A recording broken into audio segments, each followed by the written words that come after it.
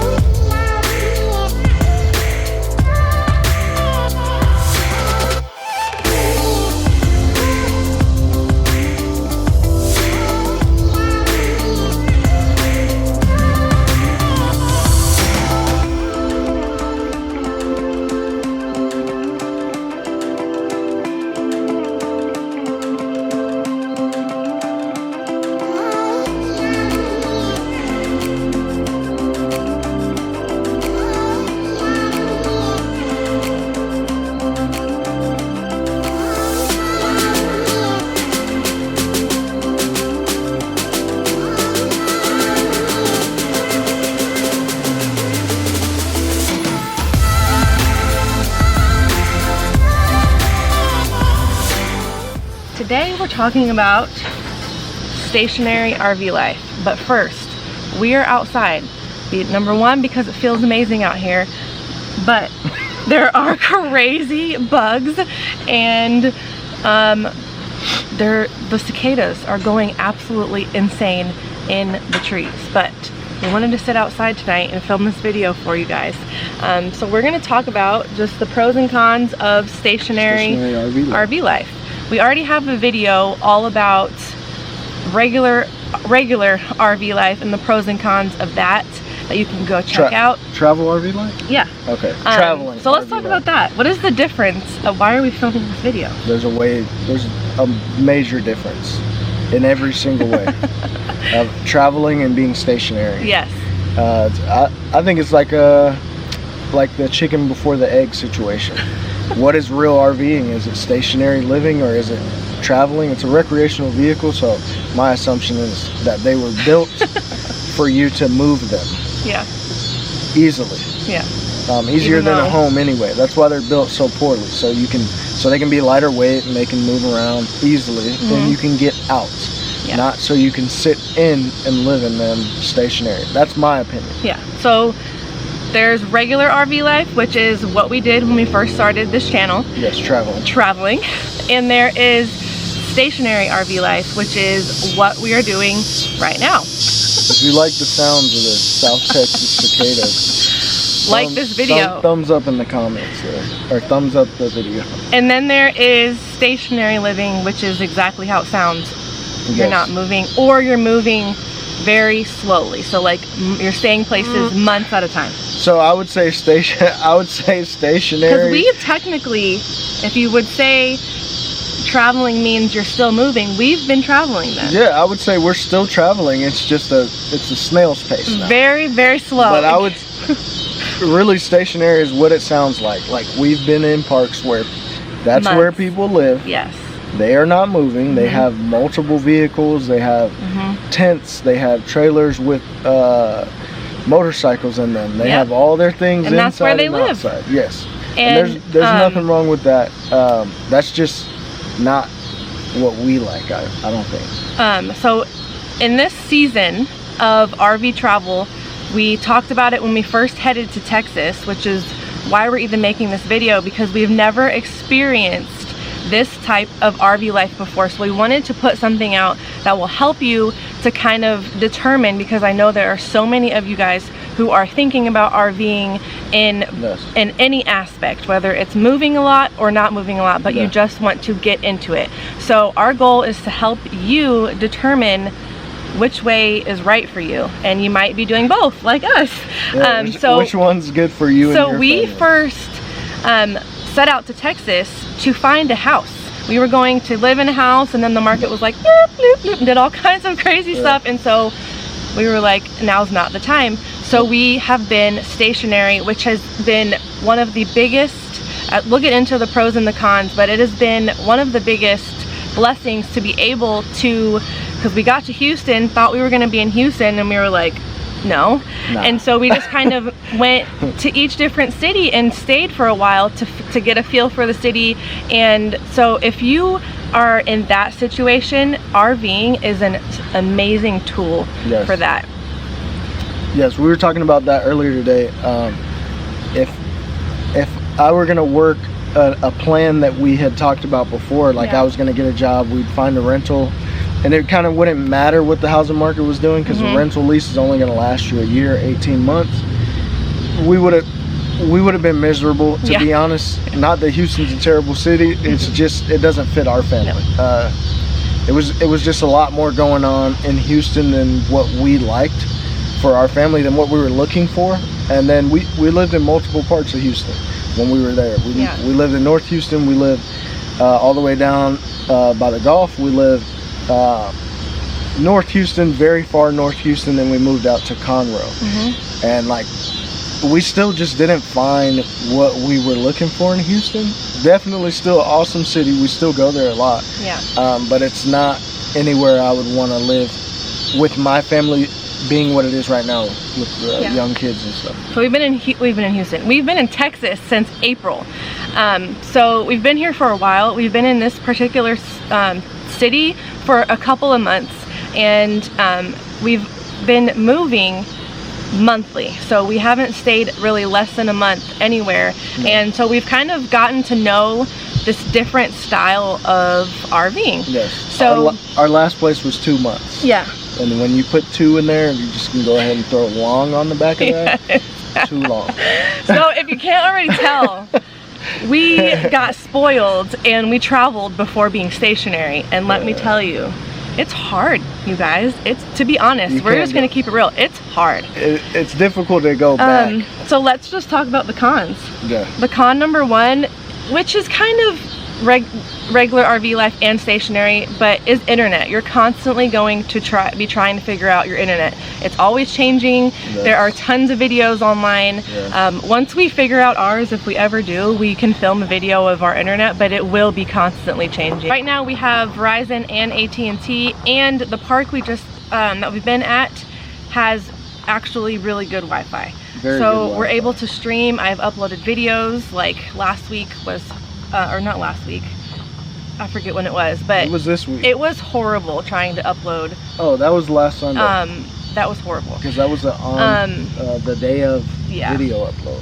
And you just never know what you're gonna get. So that's pretty standard across the board in RVing. Is internet. If you've been looking at RVing and you're like, I already got a job and I just need mobile internet, you just know it doesn't stop. I've been researching for at least 3 months. All the options are very expensive. None of them are very reliable. There's ones that work better, but it depends on where you're at. So if you are going to be stationary, if you can find a really reliable situation in your area that you're going to be in, perfect. But with being mobile, it's going to be difficult, like trying to figure out. You basically got to get into this redundancy thing where you have 4 or 5 different options and they're all $200 a piece or close to $100 a piece. So you end up having every carrier and you're spending anywhere from $400 to $500 a month on internet and phone service. Which is not great, you know. If you're in a house, you're looking at maybe $120 max. In most cases, you're around $75 and you get lightning fast internet. Very reliable. You could work from home. So that's a big con for me. And so the other con is when you're stationary for so long, you will start comparing it to a house, a home. So because when you're like, well, I'm paying this much for internet, I'm paying extra for electricity, I'm paying, you know, such and such, you kind of like, well, why don't we just get a house? So if stationary RVing doesn't align with what your goals are, then it's gonna be tough. It's gonna be hard. Mentally, if you're like us, we pretty much look over our budget like every month. Once you see what you're paying out to be stationary, and you're like, okay, well, if we were to buy a house at this much and this, are the pros outweighing the cons here? You're like, we're so close to the price of being in a house, we should probably just get a house. But that's if that's what you're it's personal preference. That's what it all comes down to. Yes, you can quickly don't get it twisted. You can quickly go from $599 a month, full hookups plus electric, and end up at $1,000 before you know it, once it comes to the electricity bill Yeah. and different payments that you may have. So that's another tip. When you are going to book these monthly sites, ask what their electricity per kilowatt hour is. Yes. And if you can get first class mail. We never had that issue before. No, but and yeah, we were at a park you could not. Because get usually first class mail. someone asked me how we get mail, and we have we can talk about this now. Yeah. Segue. With stationary RVing, how do you get mail? How do you set up a domicile if you're moving out of a house into an RV, or you're moving from a different state? We used Escapees, and it has been great. We completely switched over our domicile to Texas from Definitely Arizona. We use that as our main address. If we need to fill out forms, we have that address on there. But if we just need to order from Amazon, or if you're just ordering something online, I order it straight to the park. Just make sure, like he said, first class. no, just make sure that what type of mail they accept, because we just ran into that they didn't accept first class mail from USPS, which was really strange. But so just double check. Yes, just double check all that. Ask the kilowatt price, because you'll be surprised. And then even if you see people in the park and you're thinking about going there, ask them, hey, is there anything strange about the park? Is there anything that seems expensive about the park? Yes, because sometimes it'll be deceiving when you drive through it than when you actually stay there. So just make sure, if you have a family, make sure that park, maybe it's a playground, a pool, whatever it may be, is set up for families. Because I will tell you, from where we were at before to coming here, it's been a world of a difference just in our family dynamic, because we're able to go outside. We're not on a concrete pad. Like, the kids have stuff to do. The grass is cut so the kids can play. Yeah. You don't have to worry about a snake jumping on you. So the park you choose will definitely play a huge role in your whole stationary RV experience. And you might have to move a couple times to find the park that you actually want to be at. True. I would suggest moving. Yeah, and then it keeps your rig, you know. It keeps your rig moving. Yeah. It kind of, you got to close the slide so you can see all the dust that you have. Oh my gosh. When we moved last, we were at our last site for what, 2 months? 2 months. I just was like, I don't remember it being this long on a travel day, because we were cleaning everything. Late checking out. Yeah, we were 20 minutes late checking out because we were just cleaning. And generally, I forgot how long it took. Generally, we are out the door. When they say, okay, you got to be out at 11 noon, by noon we're probably already left the park. Yeah. This time I'm like, okay, we got to be out at 11, around 10:30. We're just gonna hook up, because I was already done with the tires, all that type of stuff. Yeah, we were late because we hadn't moved in so long, and the truck. If you haven't watched the video, the truck was stolen. Yeah. Not long ago. So I haven't towed since like July at that point. So it's been a while. Another reason why I don't like sitting in one park, because I was like, man, can I even back the fifth wheel anymore? Am I even hooking it up right? Like, you just start second guessing when you don't do it often. Last con are bugs. It's a weird one, and it's like a seems silly, but it's true. When you're not moving, spider webs like to just go everywhere on your rig. The bugs are mostly outside of the rig. Yes. Now, there has been a night where I've woken up and like walked through a spider web and I'm like, what the heck? And then that was when we had set at our last park for the first month. Yeah. And I was like, whoa, no, not doing this. And I went outside the next day, I went under the rig, I swept all the spider webs down, I sprayed under the rig, I sprayed under the slides, and we were good after that, because it became periodic. Yeah. It's just like these new little things that we've had to learn and get used to that you don't really deal with when you're moving it. So our other video, just to reference back, I'm gonna circle back, you know what I'm saying, circle back style right now. So our other video where we said the 10 things that you might not know you needed, those bug deflector supersonic things, I don't know if they work or not. I would say they do work, because it's a rarity that we get any bugs in our rig, but we've probably had at least 3 or 4 that were crawling type bugs. Yeah. I know one was because we were under a tree in San Antonio, and I had spiders coming through. Not spider. When I say spiders, they're like microscopic spider. And we haven't had any mosquitoes, no rodents, come out of anything. The AC. To put it that way. But nothing crazy. Just little spiders, and then we had the spider web the one night. So I don't know if they work or not, but we still use them all the time. I've already paid for them. They still light up, so I'm gonna use them. All right. Let's talk about the pros. Because there are some. There are some. There are some. Oh, number one is you can save money if you're paying monthly. So when we have a budget video, it is super old, but it was accurate at the time. Yes. But we were just going all over the place. Yes. So that budget is kind of high if you're not going to be moving as much. The price of gas has changed. We don't have a gas truck anymore. We also don't have a travel trailer anymore. So the budget's way off from how we It's so different, and that's what I just want to say. You can make this as inexpensive, we said it a million times, or as expensive as you want it to be. And that's the other thing, sorry. That's the other thing is, I know we sound like we're contradicting ourselves when we say it could be expensive. You could go from a park that's $5.99 plus electric and you could be at $1,000, but you also don't have to stay in a park depending on your situation. You could boondock, you could stay in parks that are $2.99 a month. And it also depends on where you're coming from. So if you're moving out of a house and you're having a mortgage plus, you know, your electricity plus all your other house bills, and you come and you move into an RV and you're not moving, and maybe you don't need the diesel truck because you're not going to be moving.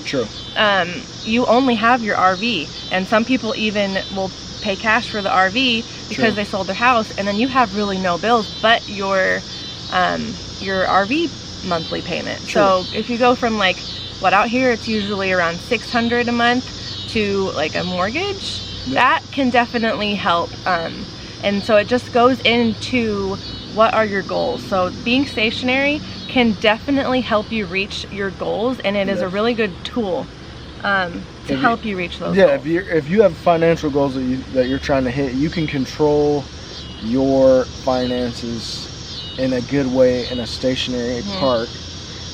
You would probably want to look into, especially if you want to sit, you'd probably look into a better price point park over it just being a nice resort. Then you're gonna save a lot of money there. Or you might go the subscription route, and then you might pay like a 1,000 trail situation where you still move and you move in the same certain area, but you paid the upfront costs and you don't accrue any more new costs. And we also know people who have bought RVs because they bought land and they're building a house. If you're going to be stationary, that is the only way I would recommend it. Buy your own property. Put your rig out there. Another pro of stationary RV living is not as many things break. Like really, we don't have many things that break at all. It's mostly just tank stuff where we got to figure it out. And when your tanks aren't getting shaken up by towing decent distances, you're going to deal with more still smells, because I mean, if you've been RVing long enough, gray tanks do not have flush points. So yes, you can flush black tanks, but gray tanks do not flush at all. So you have to get on the forums like I did the other day, try to figure it out, and figure out all these chemical concoctions that are green if you have children, to make the smells go away. But not as many things break. And really the things that do break is when we're on a moving day, like when we had our travel day months ago, and our jacks just wouldn't go back down. I mean, that's anytime anything's gonna break, it's gonna be because it was moved, shaken up and stirred and stuff. So, but without traveling, you don't have as much maintenance on your vehicle. You don't have as much things that could break on the truck. You have no margin for accidents. And our most favorite part about being stationary has been the fact that we're able to get involved in the community. It just becomes like, you know, your little city, your town, and you get to meet amazing people, and you get to get involved. The kids have gotten involved in sports. So if you're wondering like, well, my kids are really into sports, I don't want to take them out of it, we have found a way that our kids can actually do sports if we stay for a season. Because we've never dealt with this, but this year they wanted to do sports. And so the boys are doing baseball, Sophia's doing dance, and we just found places where we could you know, not have to be residents per se, but they can join in, and it has been awesome. I've just loved seeing them get involved, and we've just been able to get to know people and get to know just local things to do from people recommending things that you would never know about. That you wouldn't know about. Yeah, there's like a country bar down from the old park we were at, and we were like, man, that place is always busy, but like, what is it? We didn't know why, It because looks old. It just looks like a little shack in the woods. And we found out just from being involved in the community that it's the oldest alcohol licensed bar in the state of Texas. Random. So, and who would, like, I was like, that makes sense why it's always busy and now. then just like little things to do, places to eat. Yes, places to eat for all sure. of that kind of stuff that you just wouldn't know. Like, we got invited to a barbecue competition that you had to know somebody there to get invited to, and to like be able to eat, it was you need so to know fun. somebody. I had the best brisket I've ever had in my life, and the boys still won't eat it. Yes, it was good. And what else? Oh, there's a fair this weekend. Just little things, and we don't have to feel rushed to be able to get involved, to see the things we want to see. And it's been really, really great, because I know when we were on the road, as amazing as it was, sometimes we did feel rushed and you couldn't do everything you wanted to do. You had to pick and choose things that were most important, top on the list, and then if you got to the ones down here, it was just a bonus. We had a tempo when we were on the road the first time, just because we didn't know when it was gonna end. So we just pushed it to the limit until we were like, okay, it's coming to an end, and it ended up timing right before this whole COVID situation. So it was perfect. The pace that we pushed, because now being out, you know, we meet people who've been RVing for like years, longer than us, and they've never been to half the places that we've been to. And they're like, man, I want to go there one day. I'm like, dude, you just got to get in your truck, hook it up, and go. You know, it's not that difficult. But that's just a part of it that I enjoy. So, do we like stationary RV living? I just want to know. What do you feel about I think that for this season in our lives, it fits and it works. However, my heart and soul, and just our family as a whole, that rhymed.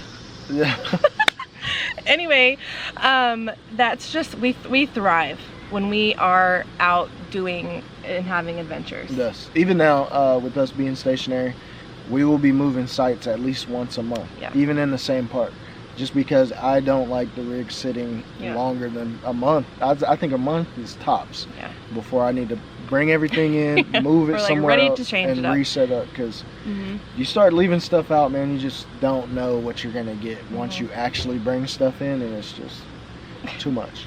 But we hope this video was helpful. If you have any other comments or questions, leave them down below and I will answer them for you. But until next time, we will see you in the next video. Bye guys.